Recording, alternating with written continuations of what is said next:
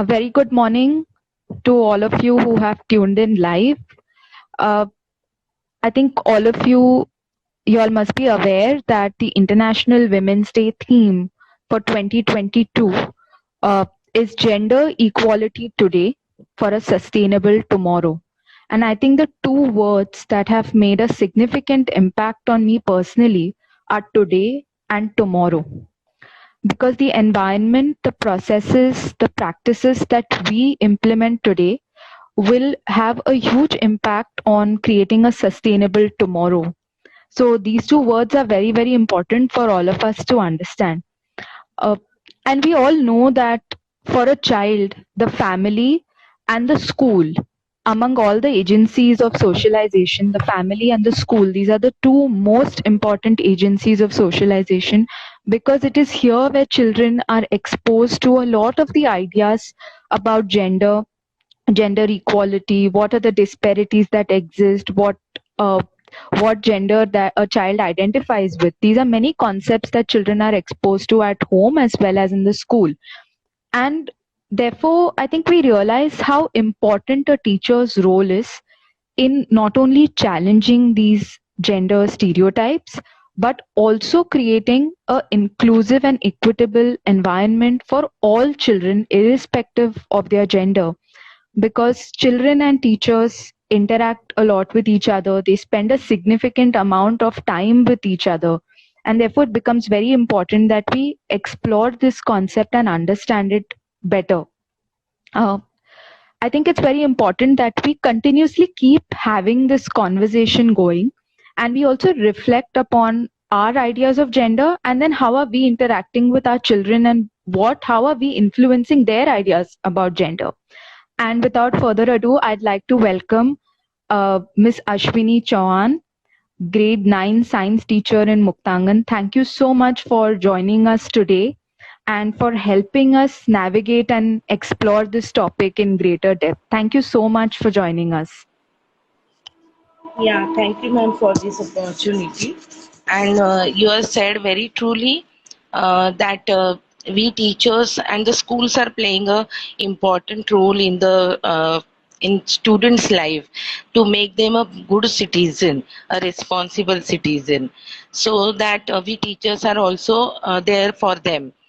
And when students enter in the school, at the equality we need to show them from that point only, like in the seedling or sapling, senior or junior kg. So there we need to start behaving in equally with both boys and girls. So as per in the Muktangan, we be allowing to the students to play such kind of games, or giving them activity where they do not differentiate whether these games are going to be played by only boys or played by girls only. So we have created an area where students go by their wish and they play according to their wish. Most probably these small children are imitating what they are observing in the society or around them in home. So there they see that their mother is always busy in the house chores, and the father is going for the outside for working purpose. So, but here the students when came, they either go in the kitchen, boys or girls, both are going at a time in the kitchen area. They both are going at a time in a working place area. So they do not have any biased mind. This kitchen area only the girls are going to go there and work there. They both are going there. But as soon they become older, they become come into the fourth to fifth or the ahead standard. Somewhere we see that they are having some gender related ideas in their mind. They set some ideas related to the gender in their mind. And then here the teacher's role is important to try to take them out of that gender bias thought and give some practices which are not supporting to the gender. Like in the higher standard, when the girls are coming, most probably they are very conscious about their appearance, their growing body parts. As the puberty is there, they are in an adolescent stage. So they are more conscious about this, and therefore they are not open up in the classroom, not open up in the bigger area, means the group, in front of the group. So there uh, we have to give them that opportunity where they can open up and share their thoughts and clear their doubts if suppose they have about gender related. Yeah. Yes, I think you've made some very, very valuable points here, which I'd like to reiterate. One is spoke about this entire idea of gender equality, equity, creating an inclusive classroom or an inclusive environment. It begins from preschool. And to add to what you said, I have one observation that I myself witnessed when I'd gone to look at the preschool classes. The show and tell is a very important aspect of the classroom routine in preschool, where children get an opportunity to express themselves, and a lot of these ideas about gender comes in those discussions between teachers and children, because the ideas that children are exposed to in their house at that young age, at that tender age, they don't fully understand gender as a concept. But slowly and gradually, the teacher molds the children into thinking about those ideas through observations, through, like you said, the play area where children go and are exposed to all these materials, irrespective of their gender. They go as per their wish. And during the show and tell, the teacher was talking about a hairband, and one of the children in that group, the girls, she shared that girls wear hairbands, and immediately a boy in that same group, he immediately shared, no, even boys wear hairbands, because even boys grow their hair long, so even they need hairbands.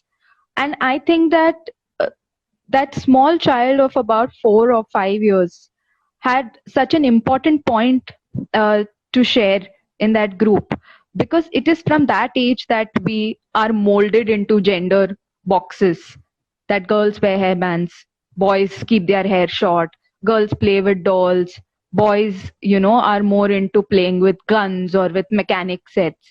And this, very rightfully, you pointed out about the play area, because the play area is very, very important for children. They explore materials according to their free will. A lot of the ideas about gender that are fostered in the house also can be addressed through the way the children are playing and interacting.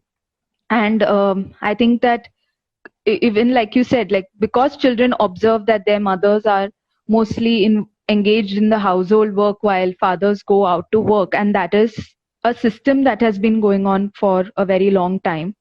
uh, so when they come into class, they start realizing that cooking is actually a life skill, and both girls, boys, irrespective of your gender, you could be from any gender, each one of us should be exposed to cooking, because it's ultimately a life skill. It will help us feed our stomachs, so it has nothing to do with gender. So these are certain unlearning that happens in the classroom, and the teacher's role here is very, very important. So I want to ask you, what are some of, like you shared about the materials, are there any such processes, practices that are implemented in the classroom where uh, children get an opportunity to express themselves, or these sort of discussions happen around gender, so that these challenges or gender stereotypes are addressed in the class? Yeah, yeah. So uh, we are having a circle time, quality circle time in the classroom. So during that, students share their own experiences. Most of the time, what happens, students are sharing at home or around them whatever they are experiencing. They see that the girl child is always enrolled in the DMC school or Marathi medium school, whereas the boy child is enrolled in the convent schools or higher English medium school. So there they have some thinking in their mind why this happened. And when they come here in the Muktangan, here they notice something very different. So here in Muktangan, we discuss everything at the same point with the student. We do not separate them as a girl or as a boy. We do not behave like a gender with them. So if suppose in Muktangan we are having the portable furniture in the classroom, so it need to be according to the requirement. We need to stack it and arrange it. So at that time, we do not say you are a girl, so you do not pick up the tables or stools. So equally, the boys and girls both are arranging and stacking the table and stool. So here the gender is not come in between. The gender is not kind of a barrier. This thing you are as a girl you have to do, or a boy you have to do. So everything is equal here. Everyone is equal here. And also for sharing, we are giving the equal opportunity to the both girls and boys. Initially, they are hesitating to sharing, but slowly they open up and they started to share whatever they are thinking. They started to share in front of the group. Whether the group, the boys are also involving in that group, so they are started to share. Sometimes boys are giving kind of solutions, the girls are giving solution to the boys, and this discussion is more often we are doing in the quality circle time. Uh, in circle time, one example I want to give you that we were doing one personality development session. During that, the topic is that labor dignity. So during that labor dignity, whenever we are introducing any topic, we are doing a brainstorming session. So whatever ideas students are having in their mind about that topic, so they are just telling us in the brainstorming session. So one child immediately said that labor pain. So that discussion we continue in a positive way where the gender will not come in between, but also the child gets sensitized about this point because labor pain is not a small thing. The pain in which mother is going, it is actually a second birth for the mother. Come to know that the child understand what exactly the labor pain means and how it is very important and sensitive topic. So instead of kidding or making jokes on that word, we have to be very sympathized about that. So these kind of topics were often taken in the quality circle time. Yeah.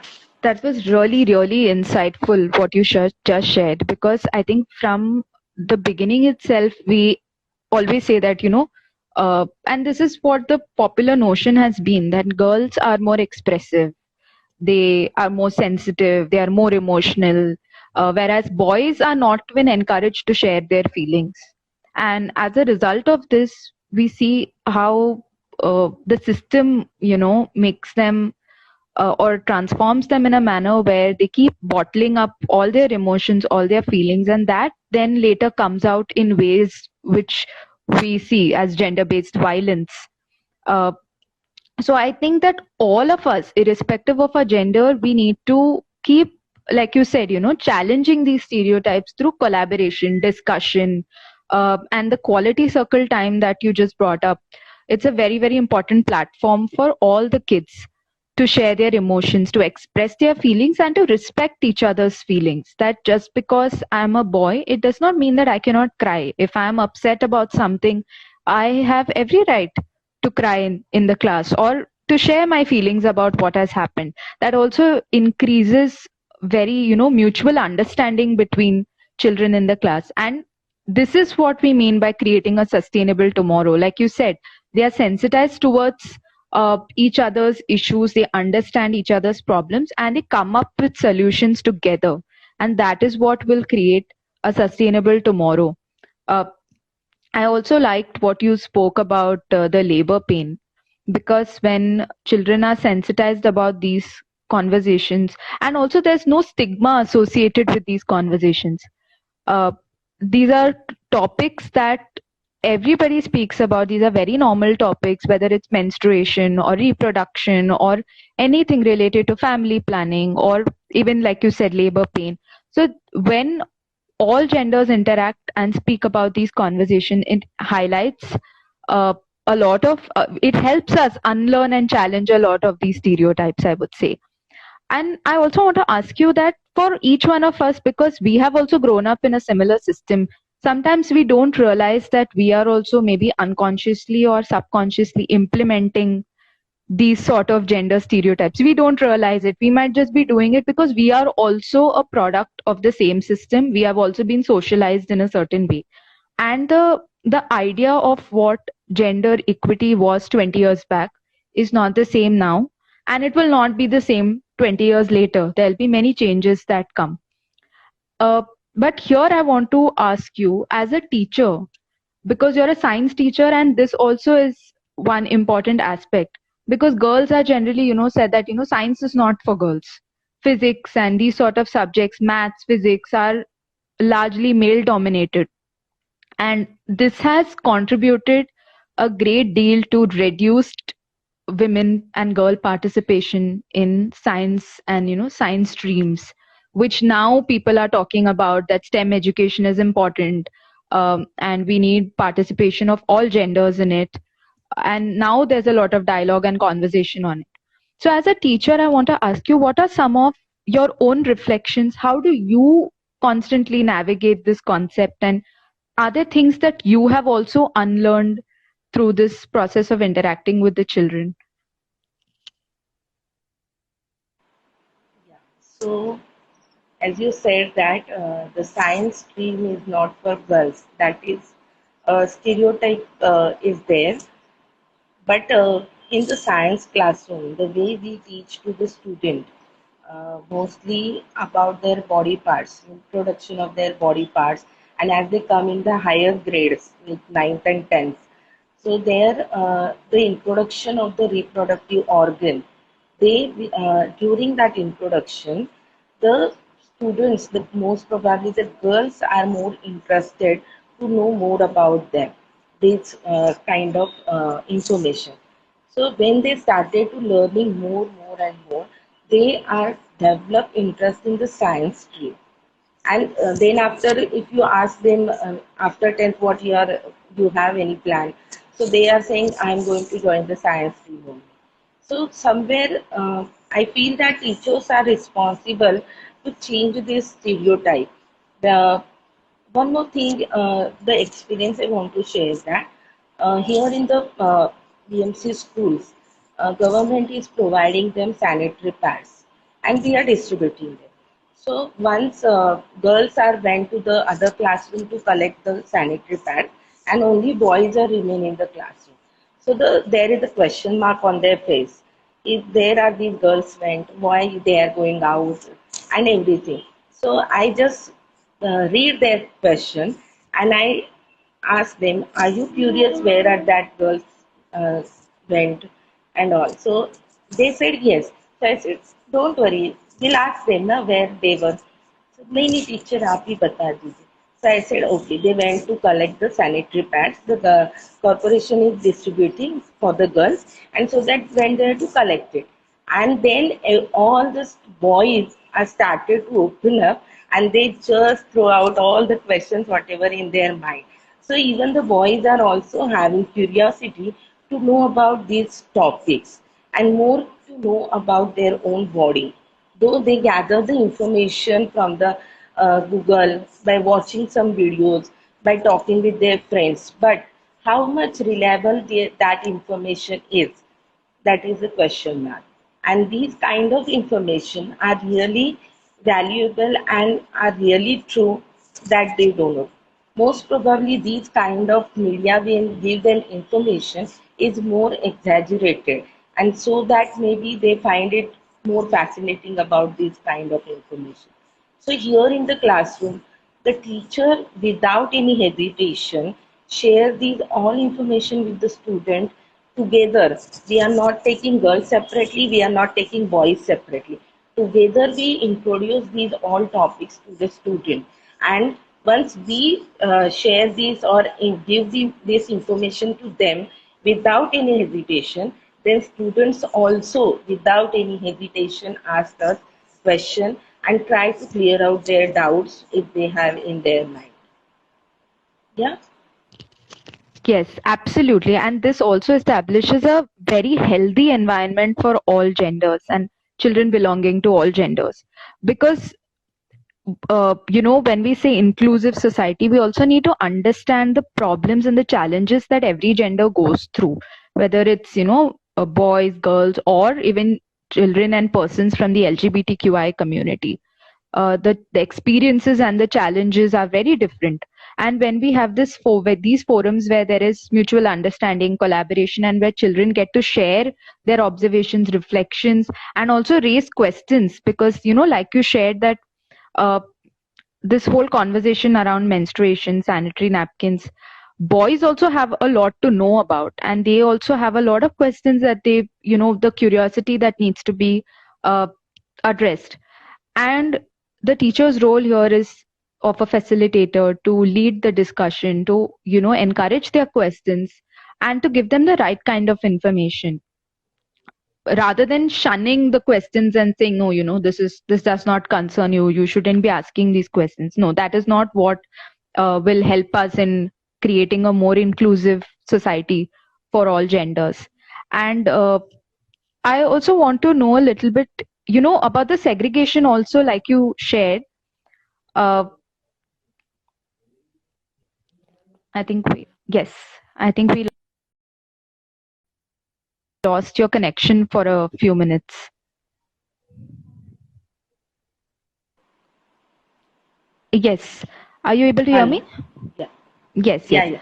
uh, you were talking about addressing these topics together, rather than segregating the girls and the boys. This is very important also, because previously, in our school days or even before that, this topic sometimes is totally skipped also. In many classes, this topic is not even discussed.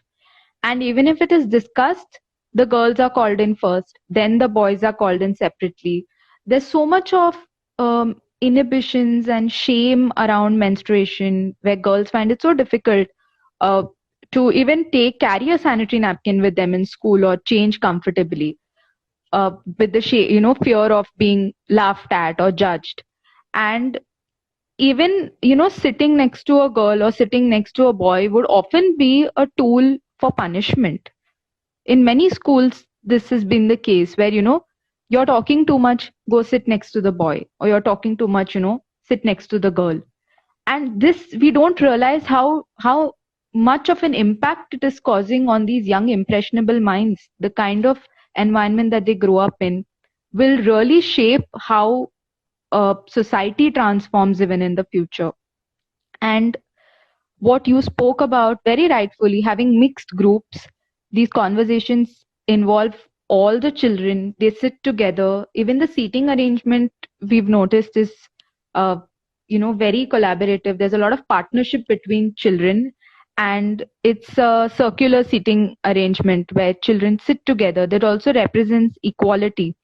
So these might seem like small processes, but they are actually very, very important, and they play a very important role in creating an gender inclusive society. I also want to understand a little bit more from you.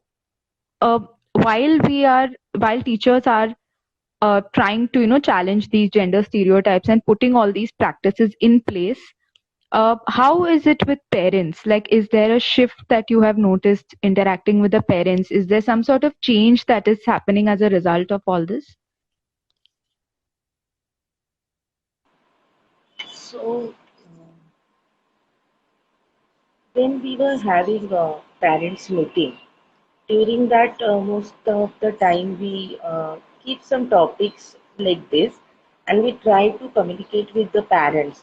And in parents' meetings, mothers are mostly coming. The fathers are not much. Number of fathers is not there in the parents' meeting. So the who are coming here, we are sharing these topics with them. So they just listen. They actually feel this topic is very new for them, or like they are not comfortable to share with in front of the others. So they just listen, and after that, when we meet personally to them, they then started asking us questions, and mainly they are sharing that whatever discussion we had here, or the information you have given, that information is new for them also. because they just know that after 28 days they will get period, and after 5 days it will be over. That's it. And beyond that they do not know anything about this. So little things like what is the importance of these periods, what is the role of that the blood which is discarding from our body, that we explain them in a simple way. So they feel it's a very important information that teachers have to share with them. And then they feel that they are going to be share this kind of information to their uh, girl child, or they insisting to the teachers that you can share with our children in the school room. Yes, even the use of sanitary pad, that is also some parents, the mothers don't know how to use it, because they traditionally they use the cloth for it, and that is going on many generation in their family. So they try to give the same experience to their girl child. But when explore the sanitary pads to them, they give them and uh, told them how to use it.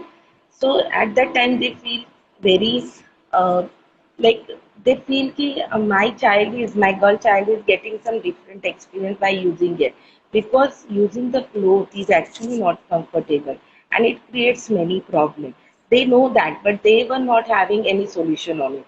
But the as we have technically improving, so the sanitary pad, and that also for long time usable pads are there available. So they feel that these are the good things that my child, my girl is also know about it, and she should use this. So they, these very small things are actually, but they share with us, and we feel that somewhere whatever we are sharing, we are giving information to them, it's somewhere going to be utilized. Yes, I think you're absolutely right. And change is a very slow process. But with these practices, with this discussion and dialogue, we are definitely taking a step towards that change. Even asking questions helps in creating this change, because only if we ask questions we'll be able to discuss more on these topics. And like you shared about the quality circle time, this the seating arrangement, there are many other processes like constructive play for children, show and tell, even in the classroom, through the curriculum implementation, all these ideas related to gender and gender stereotypes are discussed. So how, at the beginning of a conversation you said it's going to help our children be responsible citizens, sensitive and compassionate, and work on solutions together, as opposed to segregation. So, how do you think all these processes and practices are helping our children? In future, ma'am. Yeah. Yes, in the future also, Yes. and as well as current, like presently, how is it helping them? Yeah. So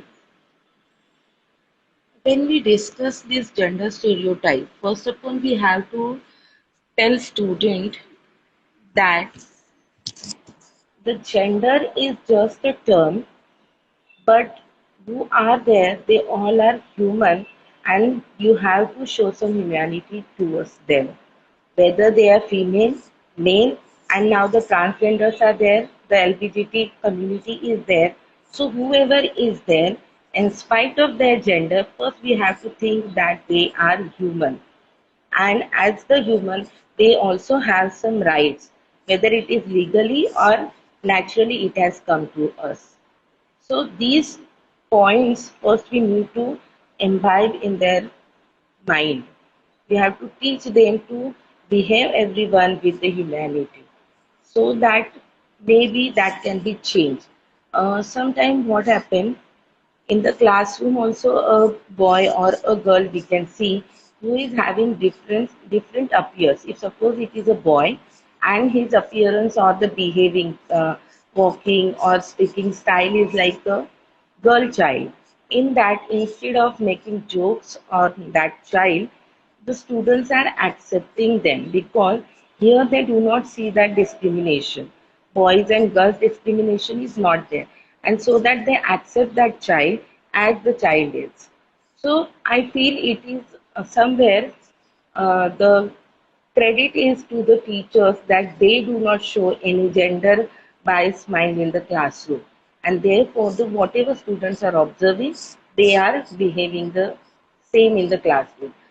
uh, but somewhere also I feel that this behavior is revealed in the classroom only or inside the school only. I feel that they need to show this kind of acceptance out of the school also, in the society also. And for that, what they are doing here, they have to share with their family members, with their neighbors, with their relatives, so that they also come to know that what kind of behavior we have to be developed towards this kind of people. Even with in our family also, when there is a gender discrimination, there also we have to be addressed and make the people to understand these are not actually a good thing, that how we are behaving differently in one family with the two different people. Yeah. Yes, very, very true. I think what you shared here is very important for all of us, that in the school, yes, teachers are constantly reflecting upon these processes. Uh, and also, like you said, using gender neutral language, we address them as children rather than, even the terms that we use is so important. Rather than saying boys and girls, we say children. Rather than saying, take a boy with you or take a girl with you, we say take a partner or a friend with you. So we are constantly trying to use gender neutral language. Even in these small small things, it's a very conscious effort that each one of us has to make.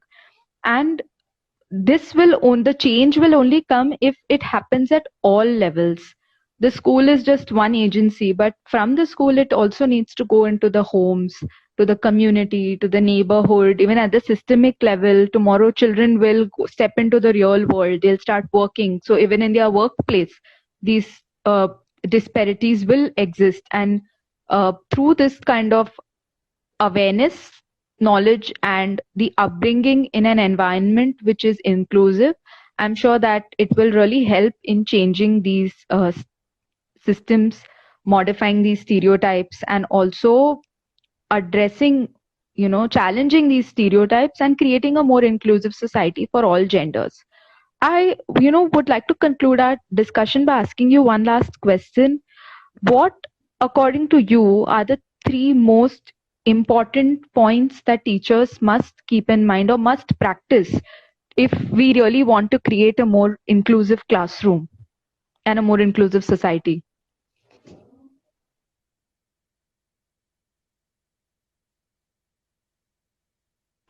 So equality, I feel it's most important in the classroom, where we should not discriminate that the boys and girls.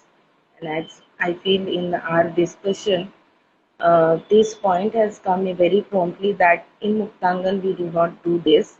We have the practices where equally we behave with the student. Yeah. Also, making student more sensitized towards these stereotypes and the society's thinking. Like the government is also taking some steps to get rid of this kind of stereotype where the LGBTQ community, government has given some legal rights to them. Now these peoples are getting married to each other, so that is also legal.